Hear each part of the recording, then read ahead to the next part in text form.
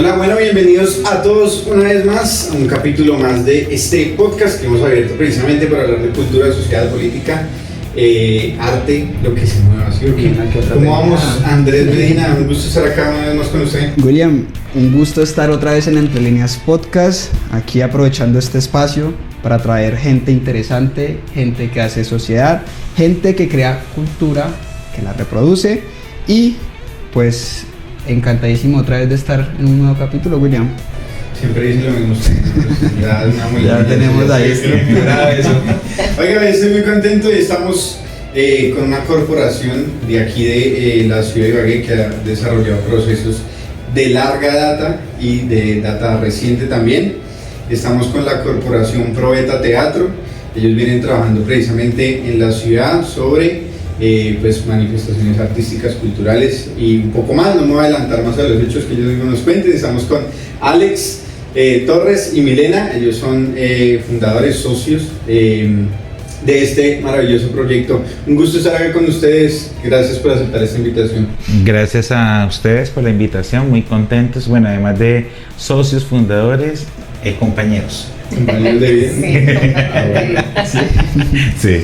Bueno, pues empecemos. A nosotros nos gustaría saber más o menos qué es Probeta, cómo surge el proyecto, qué hace Probeta, cuál es la esencia de esto tan bonito que ustedes hacen. Pues la corporación Probeta Teatro surge como una analogía de la investigación y la creación teatral, y utilizamos como el símbolo la Probeta Teatro porque nos permite experimentar, poner en práctica, como en el laboratorio estar creando. Entonces a partir de eso pues teníamos como esa inquietud de hacer teatro. Entonces nos reunimos, lo que se dice legalmente constituidos en Cámara de Comercio desde el 2006. Estamos legalmente constituidos. Entonces nos reunimos varios compañeros, éramos como 11 de diferentes carreras de la Universidad del Tolima.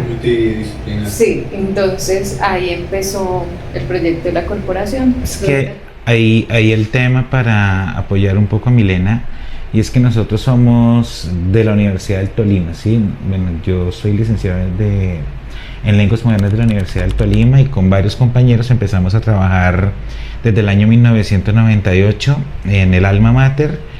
Bueno, allí empezamos a estudiar, finalmente nos encontramos otras personas más con Milena, 11 compañeros más, y empezamos a trabajar, a experimentar o a jugar en Ingiominas, ¿sí? En las terrazas de Ingiominas. Entonces allí surgió como la cosa, ensayábamos allí con pintores, karate, todo al mismo tiempo. Y pues nos armamos legalmente con Cámara de Comercio, como lo dijo Milena, y ahí estamos trabajando pero digamos como que el centro del origen de Probeta Teatro fue la Universidad del Tolima.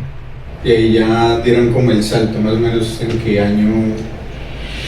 Pues nosotros empezamos a trabajar como Probeta Teatro hacia el año 2004, 2005, y estuvimos como 2 años por ahí por los lados de la Tolima, ahí en Ingiominas. Nos ganamos una beca de creación con la Gobernación del Tolima para montar Hamble Machine de Heiner Müller, en el 2009.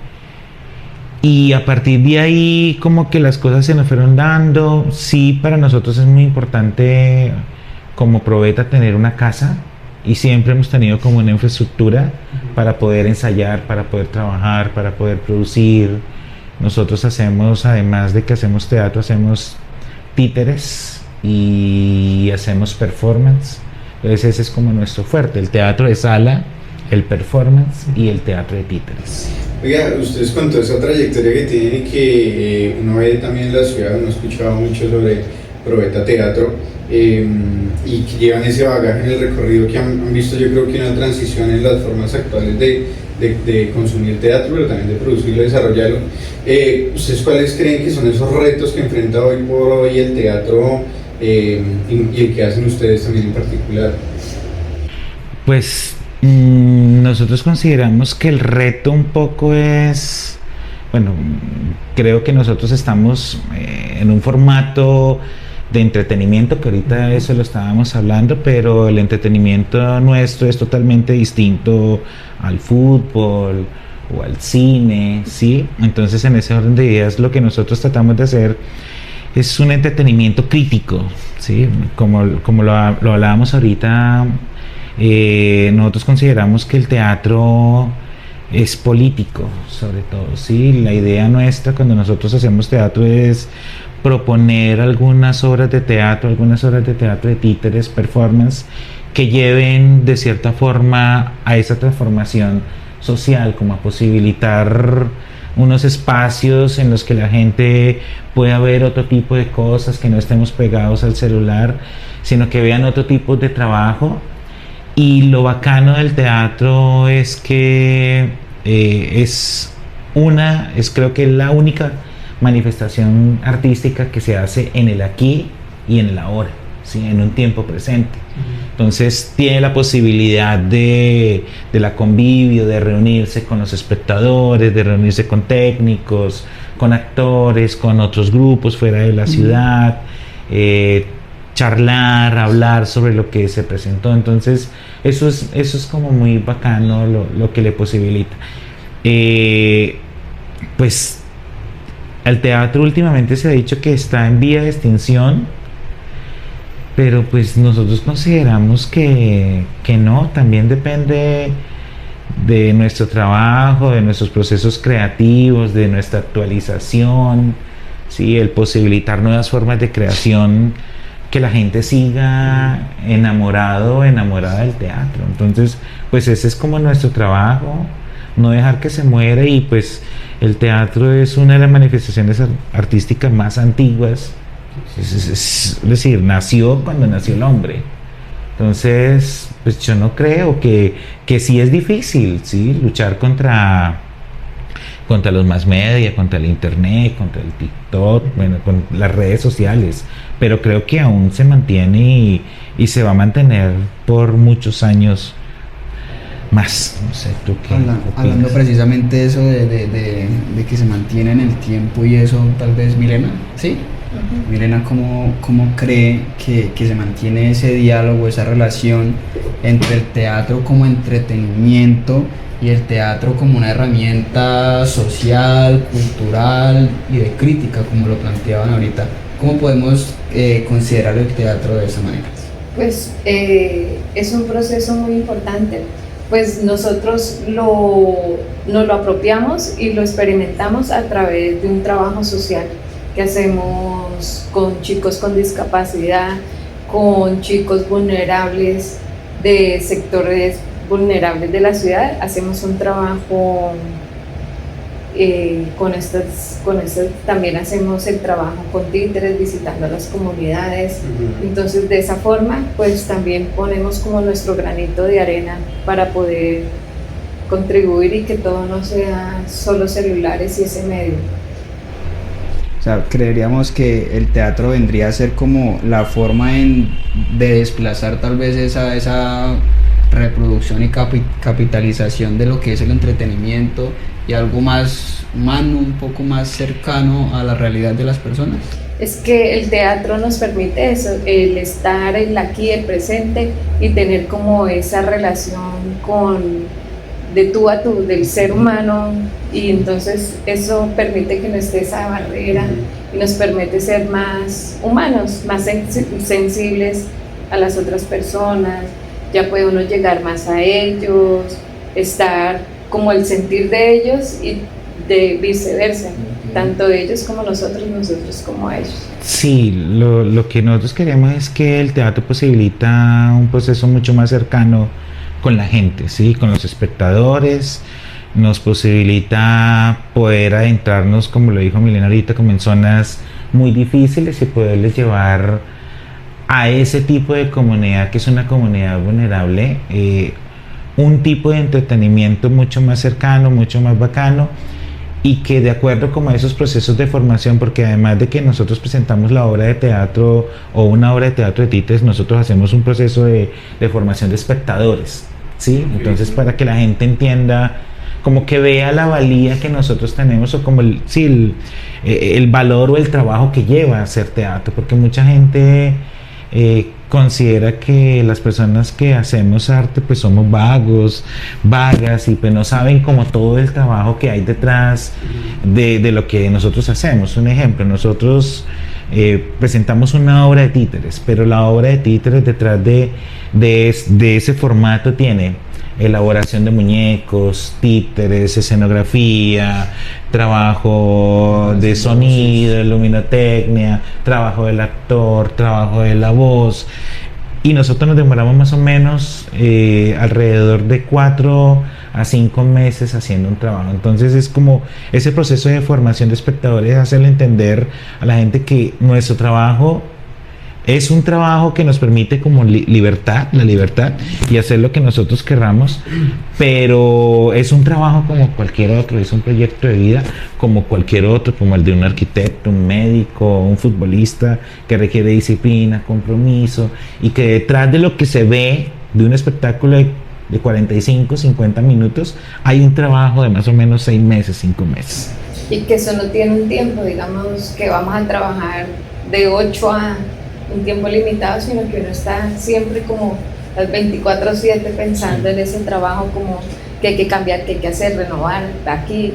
Entonces siempre es uno pensando en cada proyecto. Claro, y también porque supongo que lo trabajan mucho como el de la pasión, desde el gusto, ¿no? Y cuando uno trabaja con gusto, no se da cuenta que ahora le pasa el tiempo. Sí. Y que ese es un tema que queremos tratar más adelante, pero que bueno que ya se tocó, y es el tema de pues una presentación artística de teatro que dure 40 a 50 minutos, ya es una forma de desligarnos de estos aparatos y conectarnos con la vida real un poco más, y sentir de otra forma y experimentar otras cosas, porque además esa vaina del TikTok y los Reels y todo eso pues funciona un minuto, usted se conecta con una historia, 1 minuto, y ya cuando usted se está conectando la cambia y ya es otra cosa, y siempre estamos como muy saturados de información.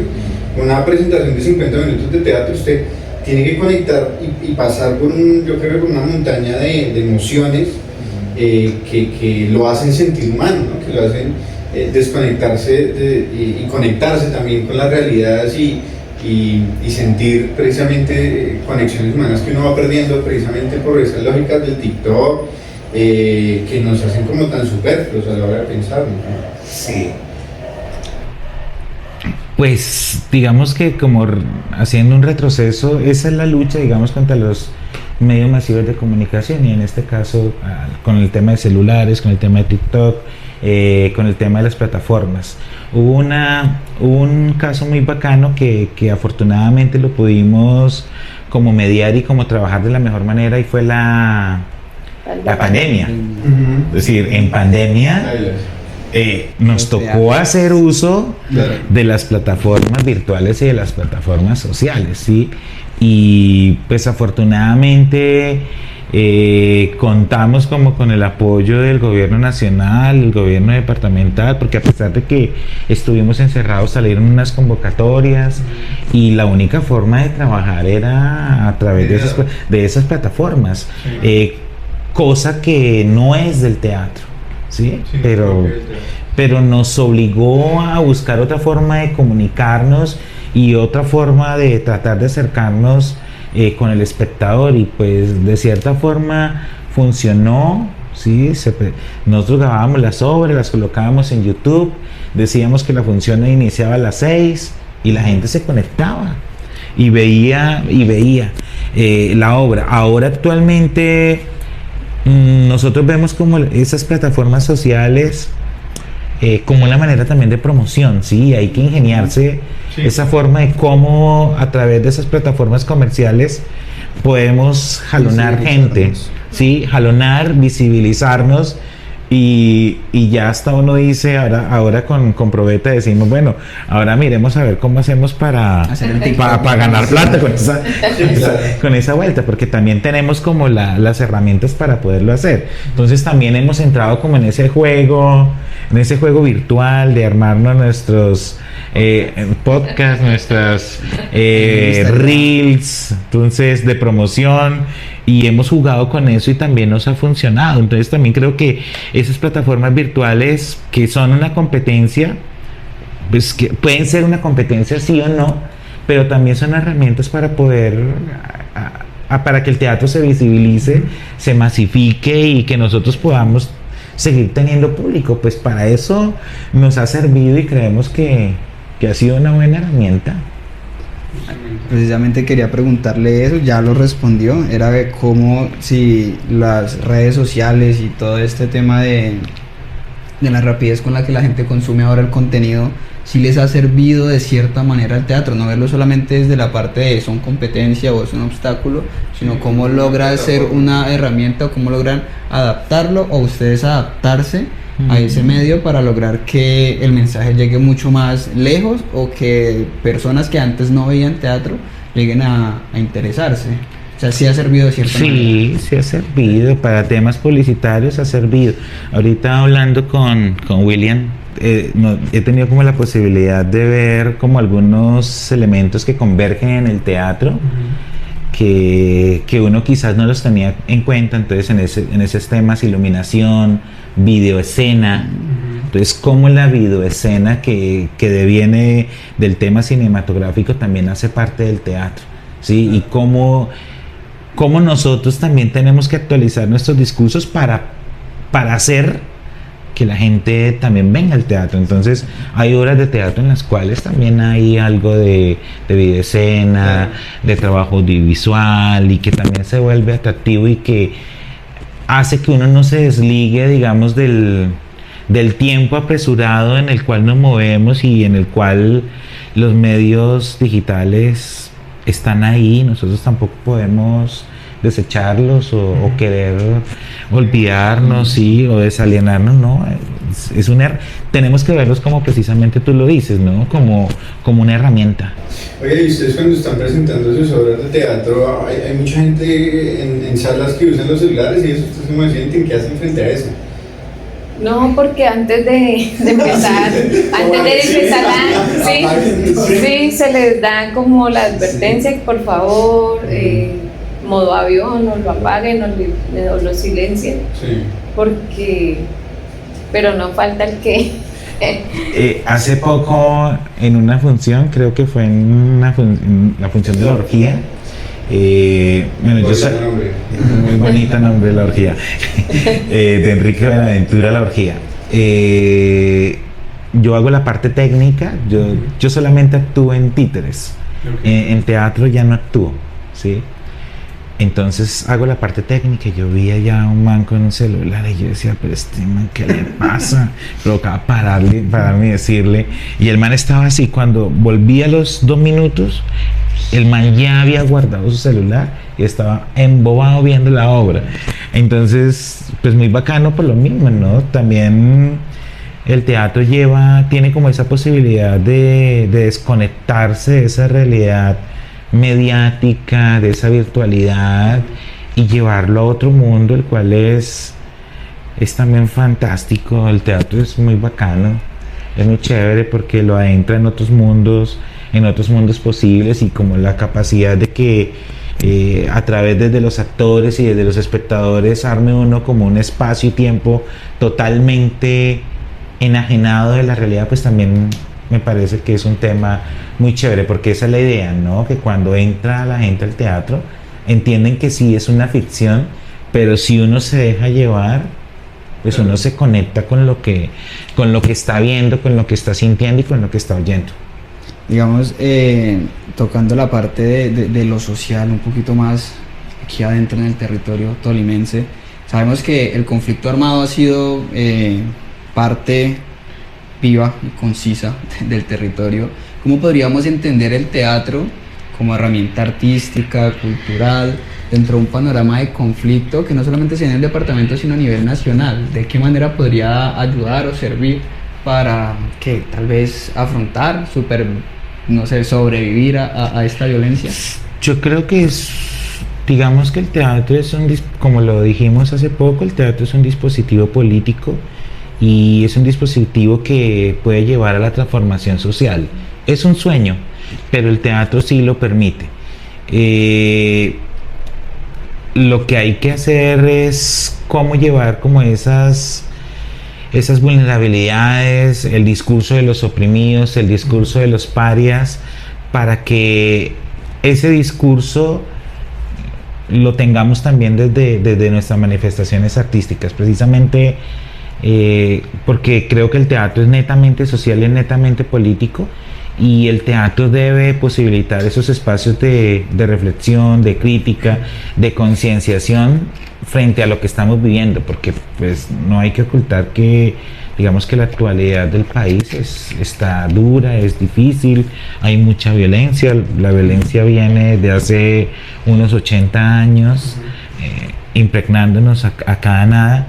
Y precisamente nosotros en el año 2023, sí, nos ganamos una beca de creación teatral con una obra que habla sobre eso, ¿no? La obra se llama Parias, Memoria y Olvido, y trata como unos temas transversales. Uno fueron las incursiones armadas de grupos al margen de la ley que se desarrollaron en el sur del Tolima.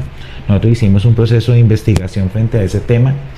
Y otro tema transversal de esa obra fue la avalancha de Armero. Entonces, es una experiencia muy bacana, muy enriquecedora, porque permite eso, ¿no? Como que tratar de que el teatro medie entre las realidades, porque digamos que el país vive unas realidades totalmente distintas, ¿sí? Y contradictorias. Nosotros vivimos una realidad de ensueño, digo yo, porque tenemos la posibilidad de hacer lo que nosotros querramos. Pero también entendemos que hay comunidades que están viviendo en una miseria muy brava, los campesinos, ¿sí? Entonces, el desplazamiento. Entonces, cuando nosotros empezamos a presentar ya la obra, ver la recepción de la gente y de que la gente llorara, entendiera, porque es eso, ¿no? Hay gente que no conoce lo que vive el otro, ¿sí? En este caso nosotros no conocemos lo que vive realmente un campesino con el conflicto político y social que vive en nuestro país. Entonces ha sido muy bacano como poder tener esa conexión entre esas realidades que están en nuestro contexto, y que es muy bacano que los espectadores las vean, las sientan y digan, no podemos olvidar, ¿sí? No podemos olvidar, y hay que tener memoria, porque creo que lo único que posibilita un cambio es la memoria, sí, es la memoria, pero desafortunadamente nosotros olvidamos muy rápido. Entonces, precisamente hemos hecho como ese trabajo también en el que el teatro también sirva como una herramienta, como un dispositivo de transformación social, que es difícil, sí, porque tendría que haber mucho teatro y la gente tendría que tener como la posibilidad de asistir a distintas presentaciones y de poder como impregnarse de todo ese mundo. Ya como por último, para contar una anécdota, nosotros hace un mes nos presentamos ante mamás, ante personas que habían perdido sus hijos en la violencia, están buscando, buscadoras. Y eso fue una vaina muy tenaz, fue una vaina muy, muy bella, pero fue una vaina muy dolorosa, porque la obra nuestra es muy simbólica, pero es muy fuerte, es brava. Y entonces, digamos que la entidad que nos contrató, entonces se me acercó la nena que nos contrató, entonces me acercó y me decía, la obra ya va a terminar, por favor. Y yo, no, es que mire cómo está la gente está llorando porque acaban de llegar de un evento simbólico frente a eso, ¿no? Frente a las víctimas. Entonces la gente empezó a llorar, y yo le decía, tranquila, yo soluciono esto. Entonces terminó la obra, entonces yo les dije a los compañeros de Proveta, a modo performativo, ¿sí? Porque evidentemente la gente estaba vuelta a nada, estaba mal, estaban llorando. Entonces les dije a los actores, bueno, como un medio performativo, rompamos esta cuarta pared, esta barrera, y vamos a ir a abrazarlos. Los actores y las actrices fueron a abrazarlos, y ahí se dio un conversatorio sobre el tema, la forma como asimilaron el dolor.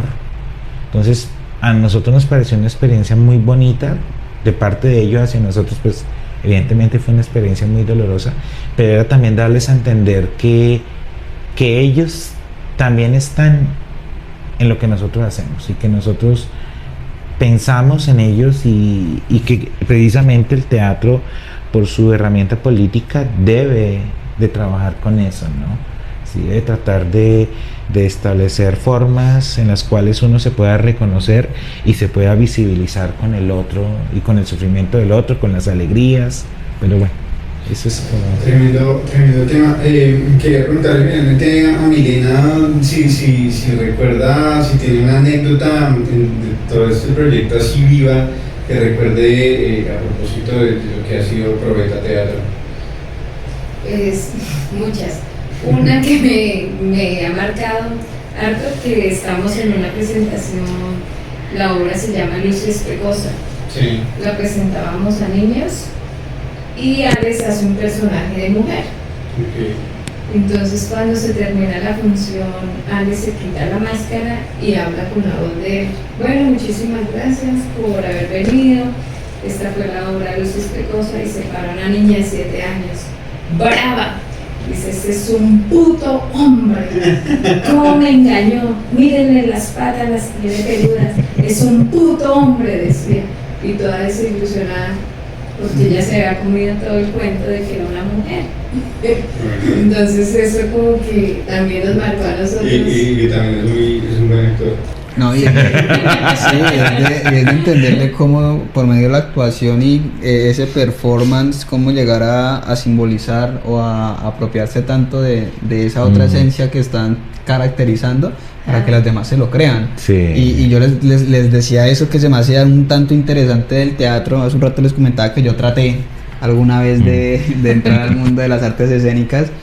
Y es muy curioso que hagan personajes y que de la nada se piensen como si fueran un objeto y traten de interpretar el mismo personaje, pero siendo ahora algo que realmente ni hablan, ni se mueven, ni nada por el estilo. Sí. Entonces es como logran caracterizarse en cosas tan, no sé, randoms, puede decir uno, en cosas tan raras.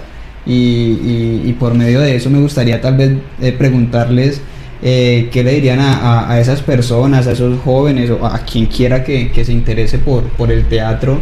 ¿De qué es el teatro? ¿Ustedes qué le dicen para que sean parte de? Bueno, como toda carreta, pues ahí es donde uno tira el discurso de lo bacano que es el teatro, y pues el teatro es magia, es posibilitar espacios de libertad. Sí, yo siempre digo que el teatro se puede vivir, ¿sí? Nosotros vivimos del teatro dignamente gracias a los planetas, a Dios, al destino. Vivimos dignamente y que son espacios muy importantes para la sociedad, y que las puertas están abiertas, que con trabajo los sueños se cumplen, pues se vuelve uno como carretudo con eso, pero los sueños se cumplen, y pues este sueño nosotros lo estamos cumpliendo con Probeta Teatro. Entonces invitados todos y todas a que hagan cualquier manifestación artística, que si se hace con el corazón, con la pasión, el esfuerzo, el compromiso y la disciplina, esos proyectos artísticos y de vida se sacan adelante. Bueno, muy bien, que viene además para Probeta Teatro ahora, estamos hablando de... Bueno, gracias. Bueno, tenemos toda una parrilla de programación que la tenemos hasta el mes de diciembre. Ahorita estamos en un circuito teatral y titiritero durante el mes de julio, y mediados de agosto tenemos funciones de teatro y de teatro de títere los días viernes y sábado en nuestra sala Probeta Teatro. Tenemos desde el 22 de agosto al 30 de agosto tenemos el 15 Festival Internacional de Teatro de Títeres, Festíteres, grupos invitados de Colombia, Argentina, Ecuador y México, invitados todos y todas a nuestra sala, carrera quinta número 1765, media cuadra más arriba de la iglesia del Carmen. Por el carril Carril subiendo. Tendremos también la temporada Probeta Mágico. Es que también somos salas concertadas por el Ministerio de Cultura. Entonces eso nos permite tener una programación permanente durante el año.